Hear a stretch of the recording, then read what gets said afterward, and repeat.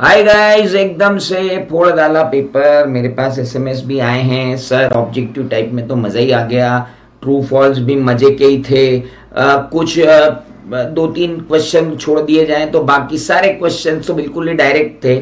और सबसे बड़ी बात कि एक क्वेश्चन को छोड़ दिया जाए तो बाकी तो सारे ही क्वेश्चन जो थे वो किए हुए थे। और वो एक क्वेश्चन भी किया हुआ था, लेकिन वो मैं बताता हूं उसके बारे में कि वो क्या है। चलिए आगे आगे बढ़ते हैं। पहला वाला क्वेश्चन आपने किया, और पहला क्वेश्चन जो आपने किया उसके अंदर आपने even if law and regulation prescribe sufficient detail of the terms of audit engagement, auditor should record them in written agreement. Sir return agreement हमेशा जरूरी नहीं होता, सिर्फ ऑडिट एंगेजमेंट लेटर जरूरी होता है, पहली बात।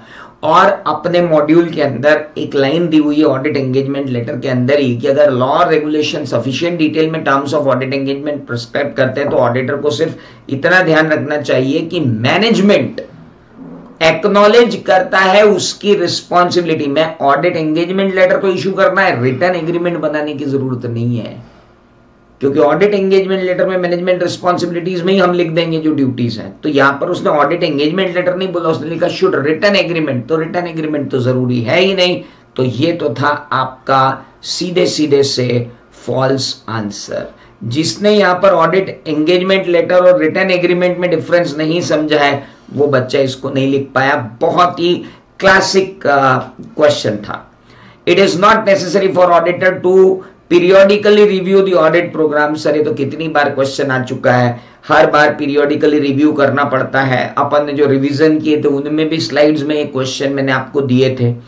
Dividends are recognized in the statement of P&L only when amount of dividend is measured reliably. अरे सर measured reliably के साथ साथ मेरे को राइट टू रिसीव डिविडेंड भी आना चाहिए, तभी मैं अपनी बुक्स ऑफ अकाउंट P&L में उसको रिकॉग्नाइज कर सकता हूँ। मेजर्ड रिलायबली तो ठीक है, उसके साथ साथ मुझे राइट टू रिसीव भी आना चाहिए। दोनों आएंगे तब करूंगा। ऑनली वाला वर्ड जहां भी आ जाता है आपको मैंने बताया ही है कि वो नेचुरली फॉल्स होता है।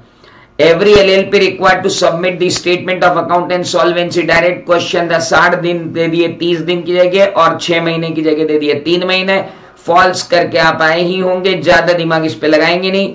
एनपीए का classification based on availability of security and asset classification would be facility wise and not borrower wise. भाई साहब मैंने आपको बताया था it is borrower wise and not facility wise, क्योंकि एक फैसिलिटी भी एनपीए होती तो उसके सारे अकाउंट एनपीए कर देते, अपन ने देखा था। So that is there. The audit plan is more detailed than overall audit strategy. Yes, it is true. Risk of material misstatement may be greater for significant judgment. बिल्कुल सही बात है। External confirmation procedure are restricted to the items of addressing assertion associated with account balance and their estimates only. नहीं भाई, और भी चीजें हैं जिनके लिए external confirmation ली जाती, खाली अकाउंट बैलेंसेस के कंफर्मेशन के लिए थोड़ी होती है, उनके एलिमेंट्स के लिए थोड़ी होती है। There are so many external confirmation. यार रिलेटेड पार्टी से रिलेटेड भी एक्सटर्नल कंफर्मेशन ले सकता हूं, तो there are an number of external confirmations there. चलिए, तो पहला ट्रू एंड फॉल्स हुआ। ज्यादा टाइम आपका मैं बर्बाद नहीं करना चाहूंगा क्योंकि अपना पेपर है। आ गए डिस्क्राइब द गाइडिंग प्रिंसिपल। ये तो safeguarding of eliminate threat to independence, सीधे मॉड्यूल के अंदर दिया हुआ है। जो सेफ थ्रेड्स दिए हैं, थ्रेड्स के नीचे सेफ गार्डिंग ऑफ थ्रेड्स दिया हुआ है। 320 के अंदर बेंचमार्क वाला अपने ऑडिट ट्री जो आपको दिए गए हैं उनमें स्ट्रेट फॉरवर्ड क्वेश्चन है 320 का।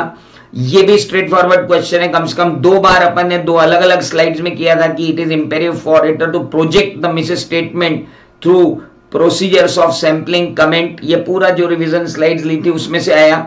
एनालिटिकल प्रोसीजर्स के अंदर अकाउंट का टाइप क्या होता है, प्रेडिक्टेबिलिटी क्या है और नेचर ऑफ असर्शन क्या है, वो भी पूरे ऑडिटरी में से आए। ये दोनों चैप्टर्स मैंने आपको जो स्लाइड्स बना के दी थी उन स्लाइड्स के बाहर नहीं गए। Both the chapters are within the slides. Then ये क्वेश्चन थोड़ा सा डिफिकल्ट था, दिस थर्ड क्वेश्चन, और मैक्सिमम लोगों ने उस थर्ड क्वेश्चन को छोड़ा भी होगा, क्योंकि एक तो monitoring of control of component of internal control वो भी उन्होंने पूछ लिया मॉनिटरिंग ऑफ कंट्रोल से। हालांकि स्लाइड्स के अंदर हमने पढ़ा था, क्लास में भी डिस्कस किया था कि मॉनिटरिंग ऑफ कंट्रोल्स कैसे होता है, दैट वे वाज देयर। पर मैंने कहा था कि ये बड़े ड्राई सब्जेक्ट थे, दोनों चैप्टर ही बड़े ड्राई थे, तो हमने बड़ी मुश्किल से इनको याद करके सेव किए थे, पर वो डायरेक्ट क्वेश्चन आया, उसमें कोई दिक्कत नहीं आई। डाटा एनालिटिक्स ही एकमात्र चीज थी जो पढ़ी गई थी एज इट इज, वो वहां पे आई 4 नंबर की। And then what factors to be considered auditor by making control risk assessment. Control risk के असेसमेंट में क्या क्या फैक्टर्स ध्यान रखने हैं वो उन्होंने 3 नंबर के अंदर आपसे पूछ लिए। ये क्वेश्चन मैक्सिमम बच्चे छोड़ के आए होंगे इंडिया के अंदर, मेरे को मालूम है, टेंशन नहीं लेना। ये लोग risk in IT control, duplication, source data निकल आ जाना, जो है एक्सेस टू कंट्रोल, सो बहुत सारी जो लिस्ट अपन ने बनाई थी कि भाई अगर आईटी सिस्टम के अंदर इतनी रिस्क होती है, वो रिस्क देनी थी आपको एज इट इज।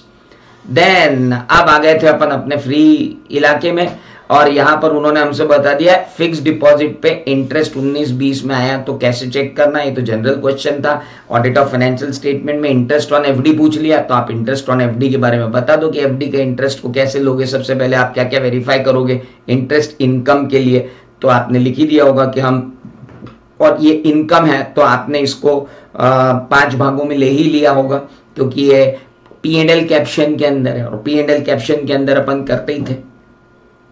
हेलो, बस ज्यादा दिमाग नहीं लगाना, वो तो आपने किया ही होगा। देन SA 505 कहा गया था, ऑडिटर को रिफ्यूज कर दिया गया है, ऑडिटर को रिक्वेस्ट किया गया है, तो अपन ने पढ़ा था कि अगर मैनेजमेंट रिक्वेस्ट करता है कि एक्सटर्नल कंफर्मेशन ना लो तो हमें क्या क्या करना है, बस वही लिख के आना था। फ्रॉड और कारो सिंपल है, notice by the auditor on the company और बाय द कंपनी, दोनों फ्रॉड लेना आते हैं, एम्प्लॉय फ्रॉड भी आते हैं, अदर फ्रॉड भी आते हैं, सारे फ्रॉड आते हैं इसके अंदर, है ना। इसमें 143(12) लिखने की जरूरत नहीं थी, ये तो सिर्फ कारो का ही फ्रॉड था। देन फिर उन्होंने पूछ लिया good Saint on return basis, direct question था जनरल, इसमें तो कोई दम ही नहीं था। As an auditor of PQR Limited, you come across misstatement resulting from fraud or suspected fraud, which brings into question your ability to continue or performing. ऐसे 240 के अंदर हमने पढ़ा था कि भाई ऐसे 240 के अंदर अगर ऑडिटर छोड़ना चाहता है तो उसे क्या क्या कंसिडरेशन लेना पड़ेंगे, बस वहां पे लेके आपको लेके जाना था। ऐसे 240 में clue limited is a public listed company, paid up share capital, ये तो आएगी। 11 साल के लिए तो ऑडिटर कभी अपॉइंट नहीं होता है, एक स्ट्रेच में जो है कौन है, कोई भी हो, फर्म हो, इंडिविजुअल हो, 5 साल के लिए अपॉइंट होती है, फिर 5 साल के लिए अपॉइंट होती है, फिर इसके ऊपर देखना था कि रोटेशन लग रहा है कि नहीं लग रहा है। ये तो बिल्कुल घटिया क्वेश्चन था, इसके अंदर तो कोई दिक्कत ही थी, अपॉइंटमेंट तो वैलिड था ही नहीं, 11 साल के लिए तो कोई अपॉइंटमेंट होता ही नहीं है। देन 701 पे डायरेक्ट क्वेश्चन आ गया था कि की ऑडिट मैटर्स आप कैसे डिस्क्राइब करते हो, अपने पॉइंट्स वहां क्लियर हैं कि जब की ऑडिट मैटर डिटरमाइन करते हैं तो इतनी चीजें लेते हैं। इसके बाद अगला क्वेश्चन था rights of the auditor to visit the branch, वो तो था ही 143(1) में, right to access books of accounts and right to visit branches तो है ही आपके पास, इवन सब्सिडरी की बुक्स ऑफ अकाउंट्स देख सकते हैं, तो ब्रांच की बात थी, है ना। तो visit Mumbai office and verify inventory record मना नहीं कर सकते हैं, तो गलत बात है, क्योंकि 143(1) के अंदर और 143(8) के अंदर दोनों के अंदर राइट है ऑडिटर के कि वो जा सकता है। इसके बाद उन्होंने provision created by DEF bank लिख दिया है, तो बहुत ही डायरेक्ट क्वेश्चन था जिसके अंदर हमको बताना था कि provision for substandard, standard, doubtful, loss asset create करते समय ऑडिटर को वेरीफाई करना पड़ते हैं किस तरीके से, वो एक पूरी चीज लिखनी थी आपको। दैट 4 नंबर के अंदर उन्होंने दिया था कि आप बताइए कि क्या क्या वेरीफाई करोगे provision created by DEF bank limited, तो आपको मेनली तो एडवांसेस के प्रोविजन ही लेना थे, और एडवांसेस के प्रोविजन में आपको मालूम है कि क्या रेट्स लगते हैं और किस तरीके से डिस्क्राइब होता है।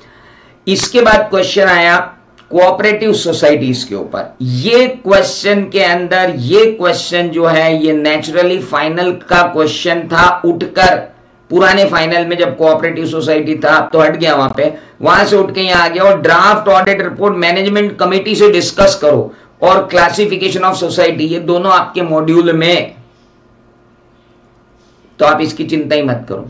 और दूसरा गवर्नमेंट के बारे में ऑडिट ऑफ रिसिप्ट पूछ लिया उन्होंने, तो ठीक है, ऑडिट ऑफ रिसिप्ट तो कोई दिक्कत नहीं। ये वाला क्वेश्चन अगर आप करके आए हो तो बहुत अच्छी बात है, क्योंकि ये क्वेश्चन ऐसा है कि जिसमें ग्रेस दी जा सकती है इंस्टीट्यूट के द्वारा कि भाई ये क्वेश्चन कैसा हमने पूछ लिया, जो मॉड्यूल से कोरिलेट नहीं करता है और आपके लेवल से भी कोरिलेट नहीं करता है। तो इस क्वेश्चन को अगर आपने किया है तो hopefully you will get an advantage. ये वाला तो ठीक है, describe the receipts of government audit, तो गवर्नमेंट ऑडिट की रिसीव आई।